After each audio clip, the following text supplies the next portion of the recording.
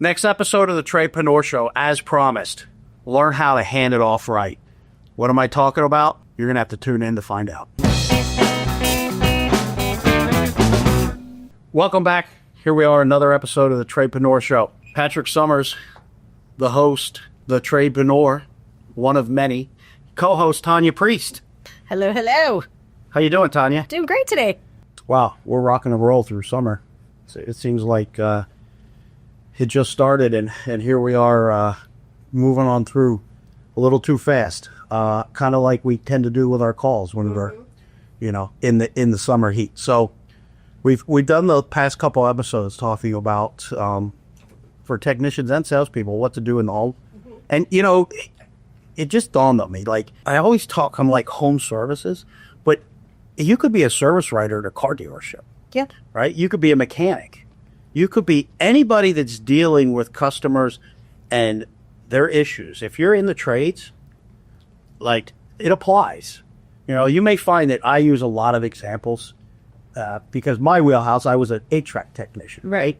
Now we do HVAC, plumbing, and electrical. But, I don't care if you're into roofing, if you're a mason, a framer, you're in the trades, you're doing the same stuff. Now, you may be dealing more with industrial and commercial versus residential. You may be doing, government contracts, but you can get this stuff to apply on all levels.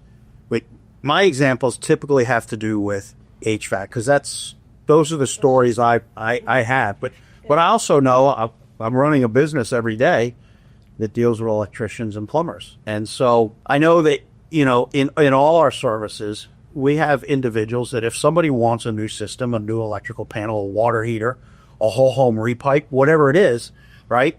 We have some individuals that can quote it and do it themselves. Right. We also have individuals that will, what we call, turn it over to a sales professional. Yes. Right. And there's some advantages to that in the trades. There's advantages for the technician. There's advantages for the business. There's advantages for the homeowner. Right. Right. If you're not a really good communicator, you're talking about a significant investment in somebody's home. You may not be comfortable having those conversations. All right. And that's where getting a sales professional out is much better. Now, it's also, there's a lot to know. Technicians have a lot to know, right? And then sales professionals have a lot to know, especially when it comes to things like rebates and system data and all of that, right?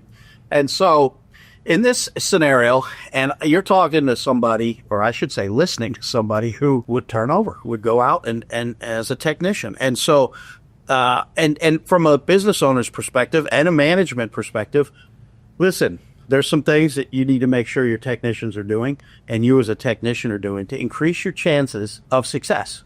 Now, if you're a technician that can sell higher end products, this same stuff applies.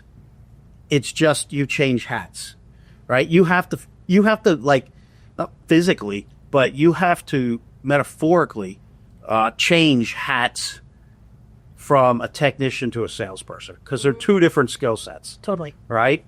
And the homeowner needs you to be both. If you're a technician, they need you to be able to talk to them from the sales side and understand the complexities of the sales process.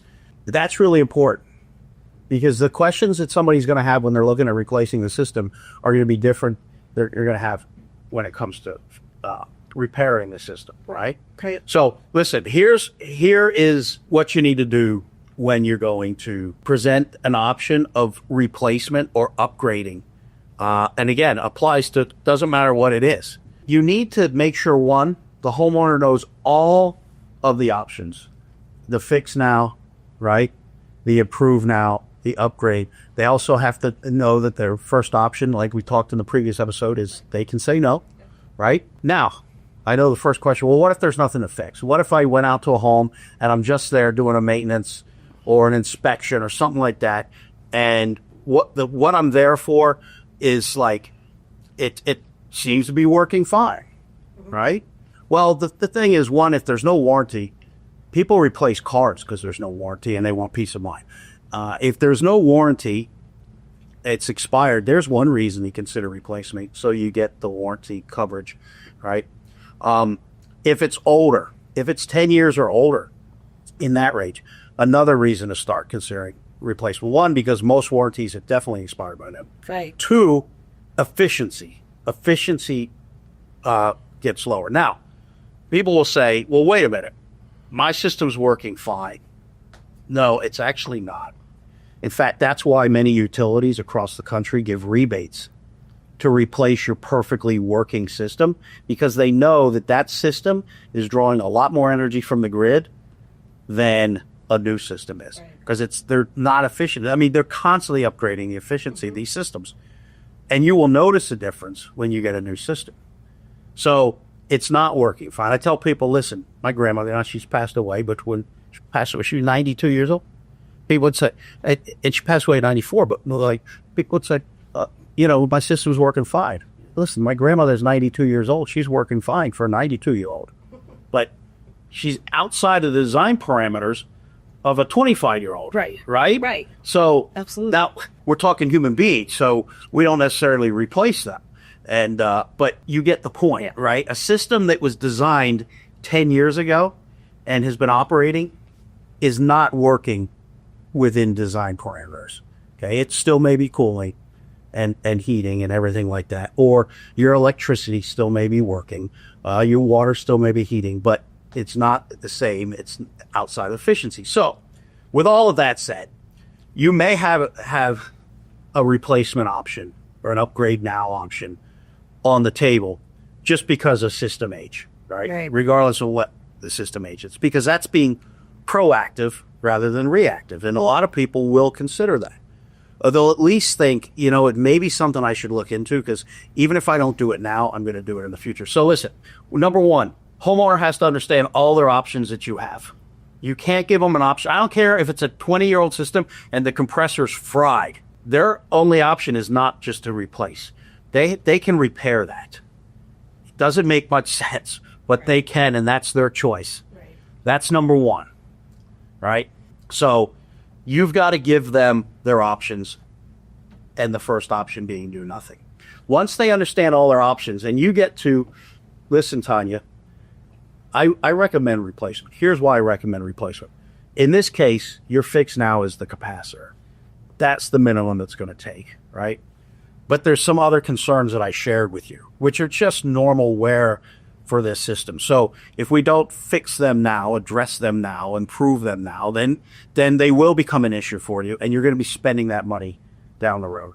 So I recommend considering upgrading now, because you're going to spend the minimum of X amount of dollars today if you move forward.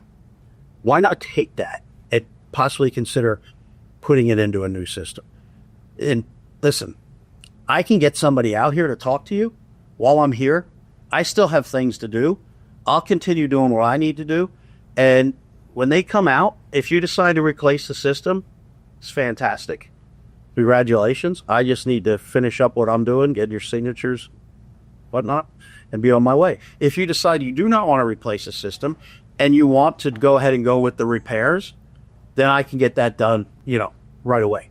And of course, if you don't want to do anything with us, that's fine as well. And then I'll just, finish up and be on my way. Now, listen, Tanya, here's something else.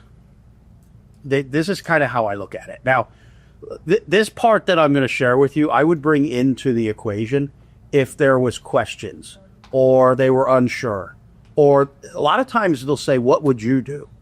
Mm-hmm. And so this is where, and I used it, I said it consistently every time. I said, look, Tanya, do you play poker at all? I do. You do? I do. Okay, you're braver than me. I don't play poker.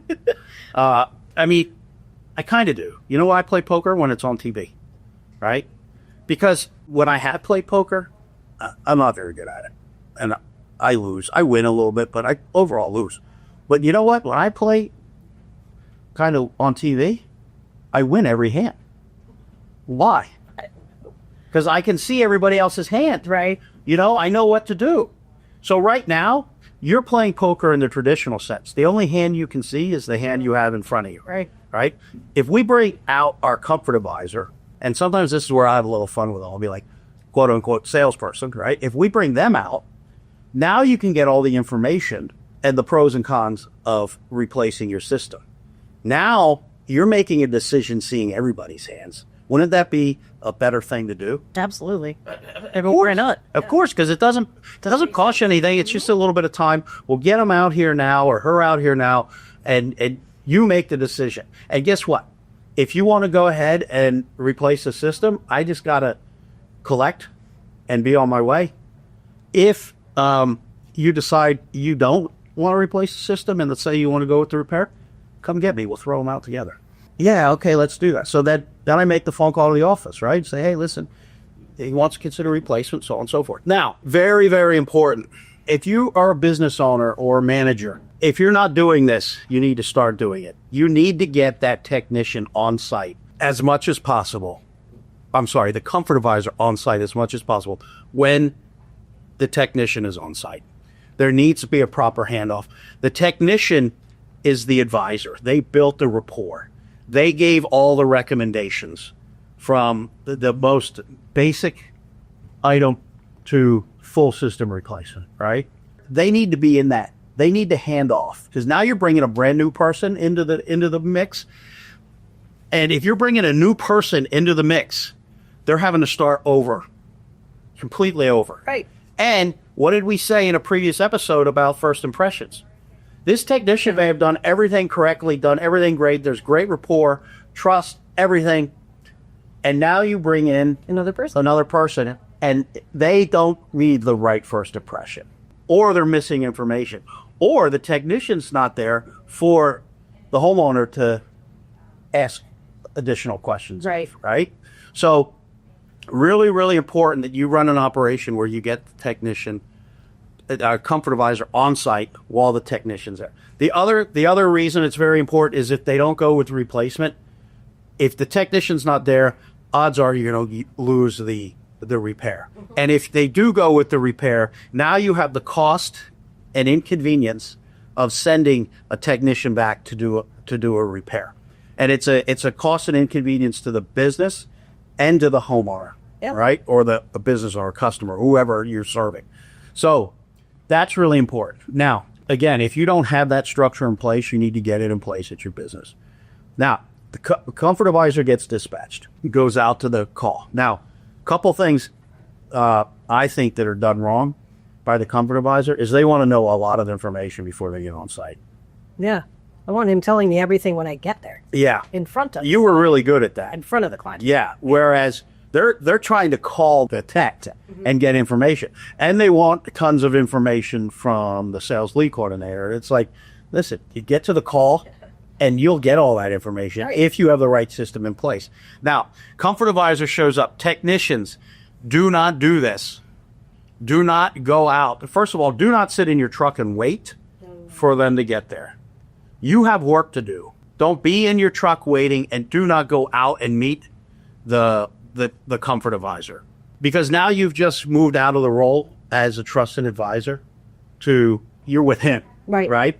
Now, the comfort advisor, you need to go find the technician. Correct. Ideally, you should know, you should both be communicating enough that like, hey, I'm pulling up now, right? So that now if you're a technician and you're on the roof or you're around back or something like that, you can walk out and meet them at the front door, right? But you want to introduce the comfort advisor or the salesperson, whatever you call them, project manager, fill in the blank. You want to introduce them to the homeowner or the business owner or whoever the customer is, right? Right. Now, how you do that's really important. You need to do the handoff. This is your next opportunity to rediscuss with the homeowner, review the options you laid out, and the comfort advisor, salesperson, gets to hear them as you laid them out. And so everything's reiterated. So this is a lot how I would do it. This is exactly how I would do it. In this case, let's say Francisco. I bring Francisco out. Francisco would show up. The homeowner, I'd say, Tanya, this is Francisco. He's the comfort advisor I told you about. And Francisco, this is Tanya. She's she's the homeowner. Her husband's at work, but she's talked to her husband, and they agreed that, they need to consider this option. And here's why, Francisco. Tanya, as I share with you. And Francisco, I got to tell you, I told Tanya that her number one, or her first choice is do nothing. Doesn't have to fix anything, doesn't have to replace anything. She can send us on our way. Is that right, Tanya? That's correct. But we also, do we both agree that that's not a good option? No, definitely not. Okay. So the next option is the fix now, which, as I shared with you, Tanya, the fix now is there's capacitors, fine. Condenser fan motor, still working, but at the very least, we've got to replace this capacitor to get you cooling. Okay. Now, I also shared with Tanya, Francisco, that the next option is improve now. And by that, what I mean is, let's take care of the condenser fan motor. Let's take care of the capacitor. Let's put a start assist on this. And the reasons being is, let's head off any future issues with the condenser fan motor because of the weak capacitor. And let's do a start assist to, if we're not going to replace, to ease any strain and stress on this system. Right? Does that make sense to you still? Completely. Then, of course, the other option, and why you're here, Francisco, is I said, hey, maybe you should consider replacement. The system is 15 years old. You're more than likely going to spend money. You got to spend money, whether it's with us or somebody else, to get this thing coolly. So you might as well consider that replacement. I told her there was a lot of opportunities. There's some rebates available now, and there might be utility stuff, but that's not my world. Right. So, Francisco, I also told Tanya that if she wants to replace the system, I just got to finish my paperwork, be on my way. If she doesn't want to replace the system, that, remember, Tanya, you can come get me. We'll throw them out together and be fun. And then if you want me to do the repair, I'll be here to do the repair. I got to get back to work. I'm going to leave you to be. And if you got any questions, Francisco, text me, or you know where to find me. And then I disappear, right? And let the comfort advisor do their thing. There's cases, though, where technicians aren't staying. And it becomes rough for a comfort advisor, because now if they decide not to do their system, now you're not even there to do the repairs either. Yeah. So having them stay, and they're kind of the representative for the client. Right. The trusted advisor. And they've been there. They've built the rapport. Yes. So. Yes. And so, one, there's a couple reasons that the handoff isn't going to take place with the technician there. One, the company doesn't have that policy and take it seriously enough to enforce it. Right? Right. Because when the companies, that's what we do most of the time.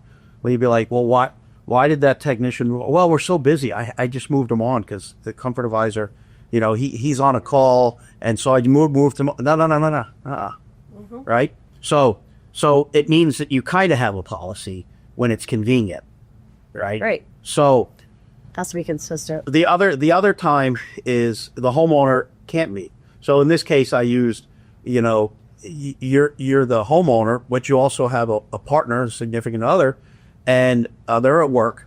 In this case, you're both aligned. You're going to make the decision. Right? Mm-hmm. But there may be cases where it's like, hey, no, you know what? we're not making this decision.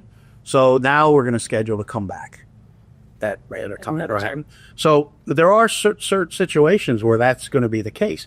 But if you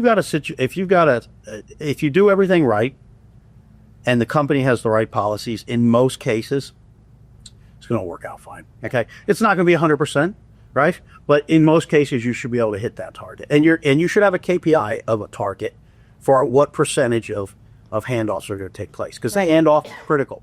And it's really critical for the relationship with the homeowner, right? Because at the end of the day, this is your customer. And if they replace the system, that's a very long relationship.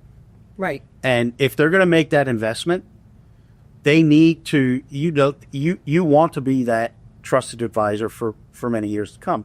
If they don't make the investment, you want them to be the ones calling you when they decide to make that investment. Right. And so in the meantime, you need to make sure that they are taken care of, that they have everything they need, that, everything's dialed in the way it should be, for ultimate customer satisfaction.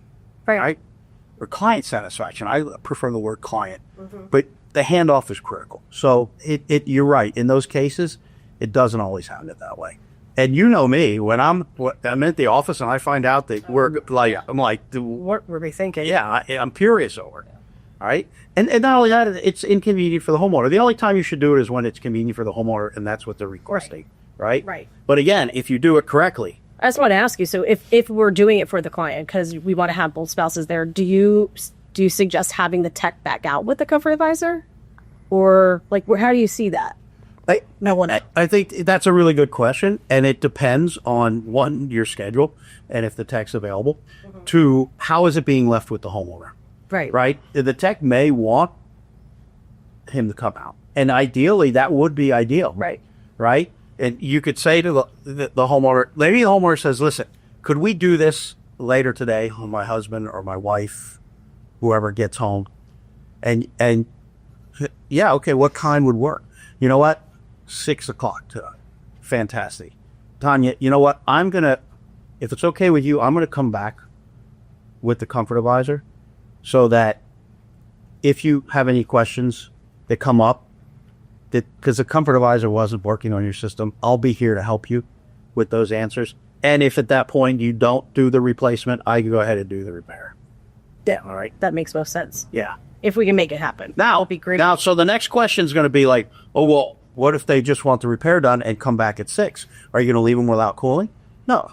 Right? Do the repair. Right. Just say, Mrs. Jones, here's what I can do. If you can't meet till tomorrow or can't meet till tonight, you don't have any air, it's 100 and hell out, right? What we can do is go ahead and do this option 1 repair, right? Now, I cannot undo that, right? Because I can't reuse this part and resell this part. But what we may be able to do, and this now, if you're going to do this, make sure your company has a policy. We could apply that as a credit to a new system, right? Yeah. Because now you're taking care of the homeowner, right? And you've got something that you can give them back. We built our trust too. Yeah, correct. Because you don't want to leave a homeowner without. I mean, now if it's something like if it's evolved and it's an expensive repair, in those cases, we'll bring them portables, yeah. right? Because until they make the decision. Because if you're gonna we are not going to do a huge repair that they're going to lose that. We might be able to get some credit back, but it depends on the scenario, what the policies are of your company, what the issue is. But you're there to serve a client. You're there to help them. So, but ideally, if you get the handoff done at the right time, while you're present, fine. Because if you don't do it that way, and the homeowner decides they're not going to move forward with the repair, replace it, then you miss out on the repair a lot of times too. Right. And that could be, now, if it's not working, you're there. If it's not working, there's more urgency for the homeowner.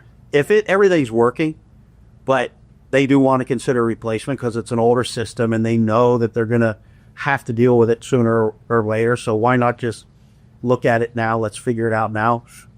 Maybe your other options aren't to get it running. It's just to make it run better. Right. So let's say, in this case, a start assist. Right. Or it could be a preventative thing. Let's say the condenser fan motor, look, it's drawn some higher amps.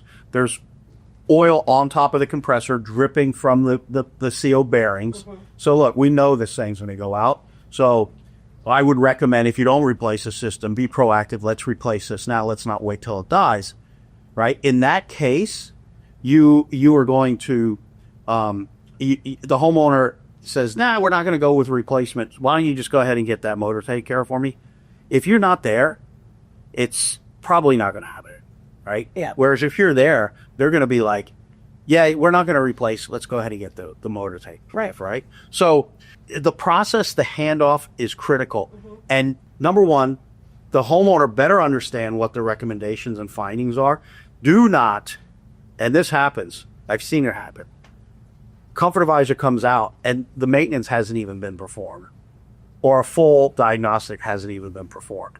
It's just an old system. So they had the conversation and no, you do what you're there for. Right. And then you present the options. Yes. Right? Yes. And because you're giving that customer choices. And if one of the options is replace the condenser fan motor, That homeowner better have pictures of that condenser fan motor, the oil on the condenser or on top of the compressor, or they had better have gone out to it when you had it off, right, and seen it, and do the show and tell, so they know what you're talking about. Yeah. And then that comfort advisor better be as well versed in your findings and your recommendations before he sits down at the kitchen table, yes, or office or desk, wherever they're going to talk. That's the way it has to happen. I mean, that to me, if it happens any other way, it's wrong. I have one more question for you. Yeah. Just in your experience with technicians being there, staying there, turning it over properly, and possibly not being there, what's that closing rate look like? Like, how much higher of a closing rate for that job happens versus tech not being there? Well, I'd have to do research to get exact numbers, but I will tell you it drops significantly. Okay. It drops significantly because, one, it's going to be lower anyways if there's not, if it's an operating system. Let's say it's just an older, inefficient system. It doesn't cool as well as it should, but it's working, right? Versus a system where, like, if you got a 12-year-old system and the compressor's shot, like, that's a very high close rate because a compressor is not a cheap repair, and a compressor is a huge repair.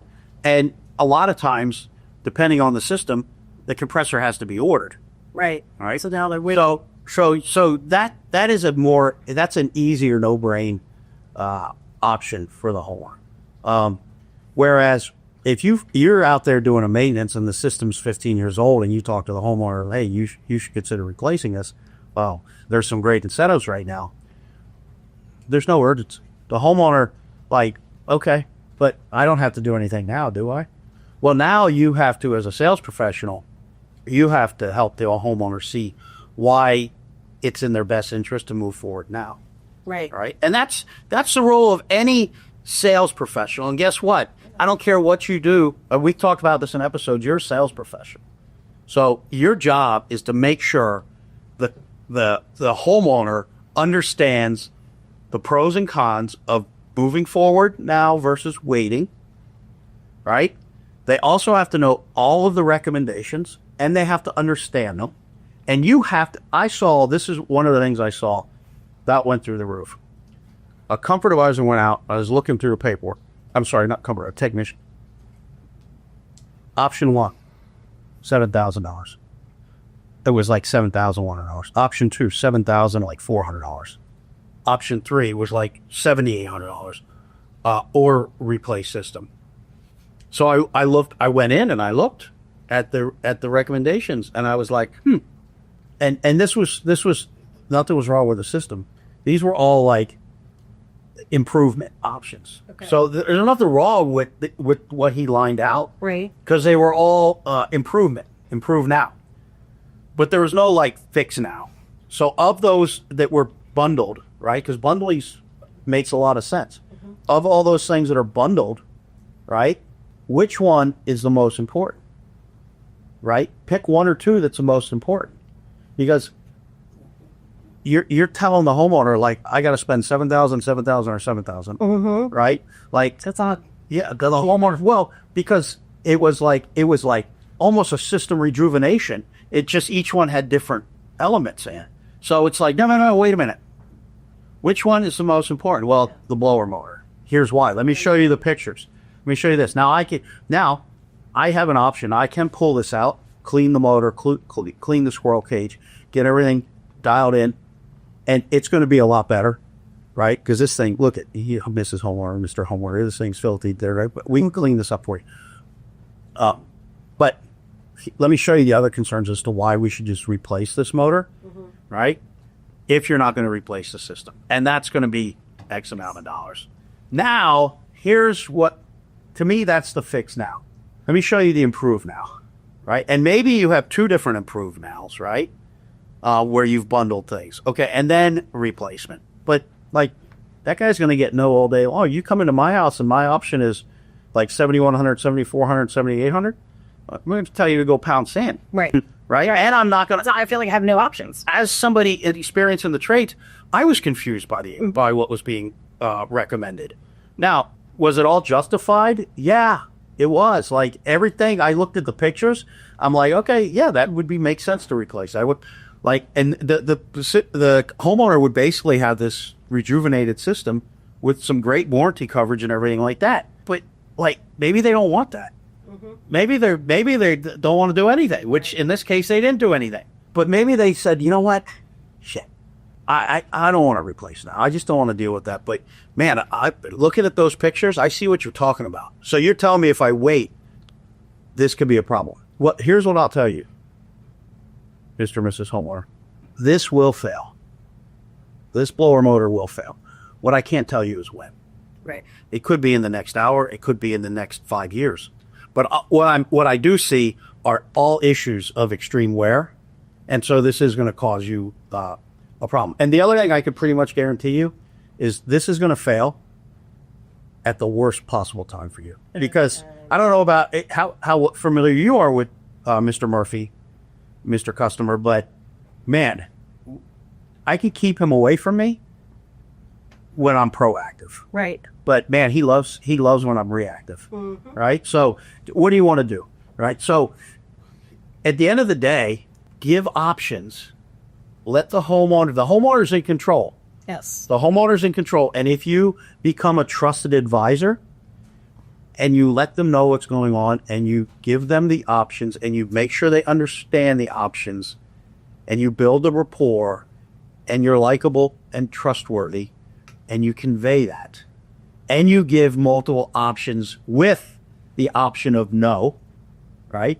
You're going to have greater success. And part of that greater success is going to be greater customer satisfaction. Right. Because people love options and they love having things better in their lives. And you have the power to do that. That's going to wrap up another episode of the Tradepreneur Show. Tanya, how do you think we did? I think we did great. Okay. I think everybody's going to love what we've got to say today. Again, wherever you can find a podcast, we're there. We're also on YouTube. Please, would love some comments. The show's doing really well. Comments help us do even better. So if you have some positive comments you'd love to make, if you want to give us a 5 stars, however it works, that's fantastic. Would really appreciate it. Thanks for your support. Thanks for tuning in. Hope we're helping you out. Be great.